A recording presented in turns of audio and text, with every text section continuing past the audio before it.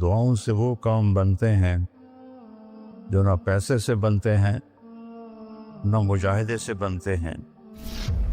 مجھے پتہ نہیں کہ اللہ نے یہ سارا نظام میرے ساتھ کیوں چلایا، کیسے چلایا۔ تم واپس آئے تو دونوں مائیاں عرب والی کی تھی، سوئی پڑی تھی۔ میں نے کہا اماں جی اٹھو، تھوڑا گھر ویکھ آیا، تم لے جانا۔ تم میں سے ایک دم وے بیٹا تینوں رب اپنے سونے دیا زیارتاں کرائی رکھے۔ میں نے بیگم سے کہا بیگم یہ دعا قبول ہو گئی۔ 90 سے لے کر آج تک بلا ناغہ میرے رب نے مجھے اپنے گھر بلایا، لہذا میں اس کے سامنے ایسے منہ کر کے کھڑا ہو گیا۔ وہ ایسے دعا مانگ رہا تھا، مانگتے اس نے جب اوپر نظر اٹھائی تو مجھے دیکھا تو اس نے ایسے بھی نہیں کیا، اتنے ہی ہاتھ چھڑے دوڑ کے میرے پاس آیا، کہنے لگا مولانا تمہیں پتہ میں کی دعا کر رہا سی؟ میں کہا میں کوئی نجومی ہے جو انہوں پتہ لگے ہوئے؟ کہنے لگا میں یہ دعا کر رہا، یا اللہ مولی طارق جمیل کو اماں کی دعا لگی ہوئی ہے، وہ ضرور آیا ہوگا حج پر، وہ جہاں بھی ہے مجھے ملا دیا۔ کہ یہ میرے الفاظ ختم ہوئے تو سامنے کھڑا تھا۔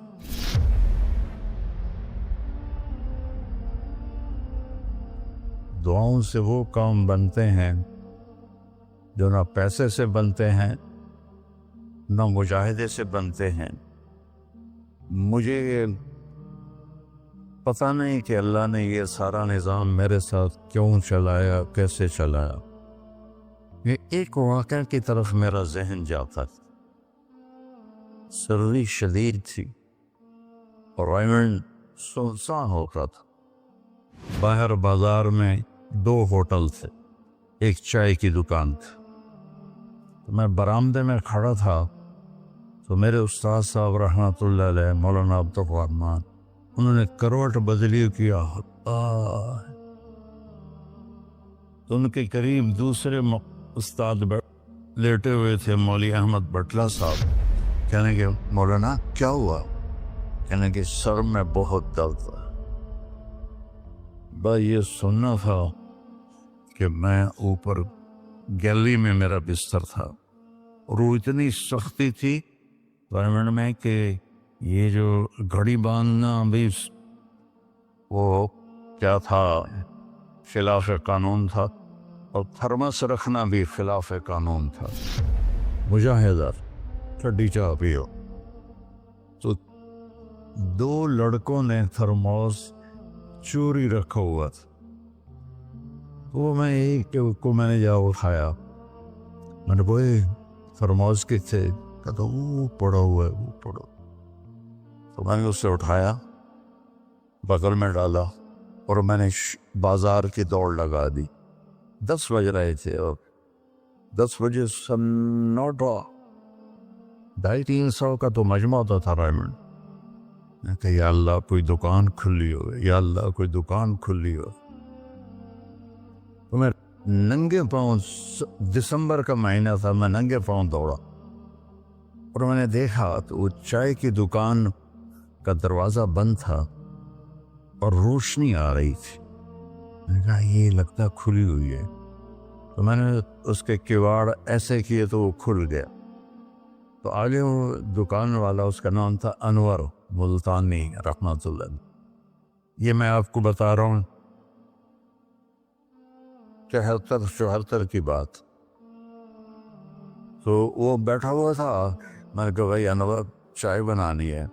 کہا بھائی میں تو بھائی میں تو تھکا ہوا ہوں، یہ دودھ پڑا ہے خود ہی بنا دے۔ تو میں نے کہا چولہا کا، یہ چولہا بھی پڑا ہے۔ تو میں نے وہ ہوتے تھے ہوا بھرنے والے چولہے، اس سے میں نے دودھ گرم کیا، پتی ڈالی، چائے بنا۔ چائے کی دکان پہ سر درد کی گولی کا کیا کام ہے؟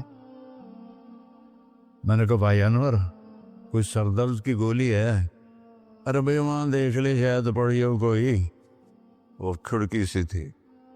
جب میں نے وہاں دیکھا تو ایک گولی ساری ڈان ہوتی تھی، وہ وہاں پڑی ہوئی تھی اور اس پر مٹی جمی ہوئی تھی۔ جب اللہ کچھ دینا چاہتا ہے میں نے وہ گولی اٹھائی، وہ پھر دوڑ لگائی ننگے پاؤں، اور مولانا رحمہ اللہ فوت ہو گئے، سر پر رضائی لے کے لیٹے ہوئے تھے، تو میں نے ایسے پاؤں دبائے تو انہوں نے رضائی اٹھا کر، ہاں کیا بات ہے؟ میں نے کہا جی یہ چائے ہے اور یہ سر درد کی گولی ہے، آپ کو درد ہو رہا ہے، نوش فرمائے۔ تو ان کے ہونٹ ہلے، میں نے نہیں سنا، دعا دی انہوں نے مجھے۔ کیا دعا دی؟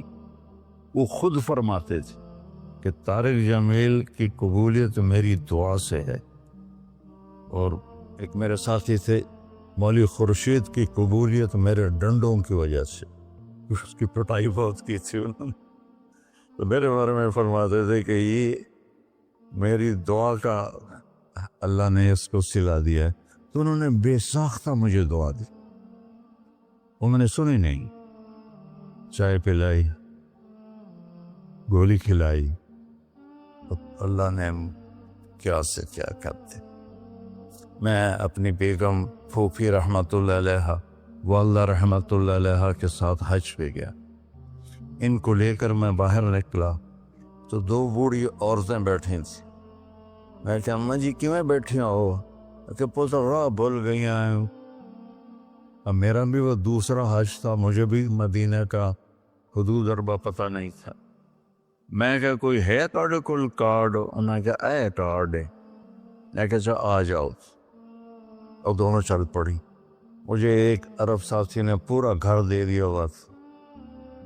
جو دروازے پر پہنچے تھے ایک اور کھانے لگی، نہیں میں نہیں جانتی، وہ کرنے کے دیکھے نا شور شریف لگتا ہے، کوئی ایڈی وڈی گل، آ جا وہ جہاں کو لے کے میں نے اپنی بیگم سے کہا کہ ان کو کھانا کھلاؤ، اور وہ کارڈ لے کر میں اپنے ایک دوست کے پاس گیا، وہ جو جس کا گھر تھا۔ میں نے کہا اٹھو دکان سے اور یہ پتہ تلاش کروا۔ تو ہم دونوں گاڑی میں بیٹھے اور گھومتے گھومتے گھومتے کوئی آدھے گھنٹے کے بعد ہم نے وہ بلڈنگ تلاش کر لی۔ تو ہم واپس آئے تو دونوں مائیاں عرب والے کی تھیں، سوئی پڑی تھی۔ میں نے کہا اماں جی اٹھو،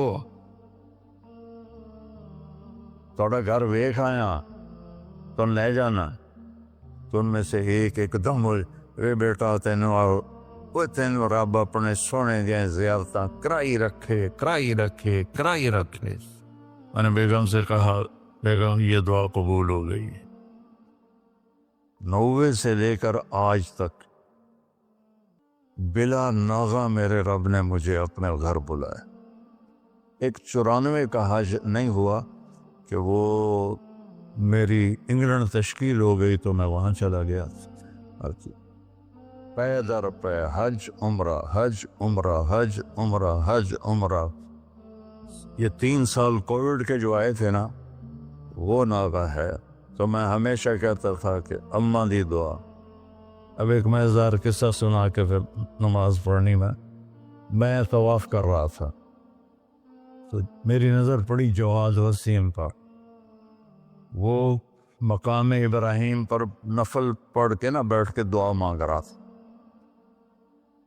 تو میں وہاں کھڑا ہو گیا، میرے ساتھی نے کہا طواف پورا کرنا بھی ہے۔ میں کہا پتہ نہیں اٹھ کے کتنے چلا جاوے، لہٰذا میں اس کے سامنے ایسے منہ کر کے کھڑا ہو گیا۔ وہ ایسے دعا مانگ رہا تھا، مانگتے اس نے جب اوپر نظر اٹھائی تو مجھے دیکھا، تو اس نے ایسے بھی نہیں کیا، اتنے ہی ہاتھ چھڑے دوڑ کے میرے پاس آیا، کہنے لگا مولانا تمہیں پتہ میں کی دعا کر رہا ہے؟